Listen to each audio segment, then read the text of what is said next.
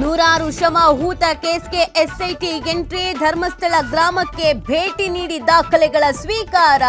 ಶೀಘ್ರವೇ ದೂರುದಾರನ ವಿಚಾರಣೆ ಸಾಧ್ಯತೆ. ರೌಡಿ ಬಿಕ್ಲು ಶಿವ ಕೊಲೆ ಕೇಸ್ನಲ್ಲಿ ಸಿಐಡಿ ತನಿಖೆ ಶುರು. ತನಿಖಾಧಿಕಾರಿಯಾಗಿ ಡಿವೈಎಸ್ಪಿ ಉಮೇಶ್ ನೇಮಕ. ಶಾಸಕ ಭೈರತಿ ಬಸವರಾಜ್ಗೆ ಸಿಐಡಿ ತನಿಖೆಯ ಬಿಸಿ. ಮತಗಳ್ಳತನ ಬೆಂಗಳೂರು ಗ್ರಾಮಾಂತರದಲ್ಲಿ ಅಲ್ಲ, ಮಹದೇವಪುರ ಕ್ಷೇತ್ರದಲ್ಲಿ ಎಲೆಕ್ಷನ್ ಅಕ್ರಮ ಸಾಕ್ಷ್ಯಾಧಾರ ಇದೆ ಅಂತ ರಾಹುಲ್ ಹೇಳಿದ್ದಾರೆ ಎಂದ ಸಿಎಂ. ಪ್ರಧಾನಿ ವಿರುದ್ಧ ರಾಹುಲ್ ಗಾಂಧಿ ವಾಗ್ದಾಳಿ. ಮೋದಿಗೆ ಧೈರ್ಯವಿಲ್ಲವೆಂದ ಲೋಕಸಭೆ ವಿರೋಧ ಪಕ್ಷದ ನಾಯಕ. ದೇಶದಾದ್ಯಂತ ಜಾತಿ ಜನಗಣತಿ ಮಾಡೋ ಬಗ್ಗೆ ರಾಹುಲ್ ಶಪಥ.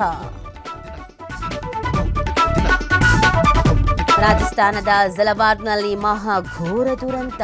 ಸರ್ಕಾರಿ ಶಾಲಾ ಕಟ್ಟಡ ಮೇಲ್ಛಾವಣಿ ಕುಸಿದು ಅನಾಹುತ. 7 ಮಕ್ಕಳು ಸಾವು, 9 ಮಕ್ಕಳಿಗೆ ಗಂಭೀರ ಗಾಯ.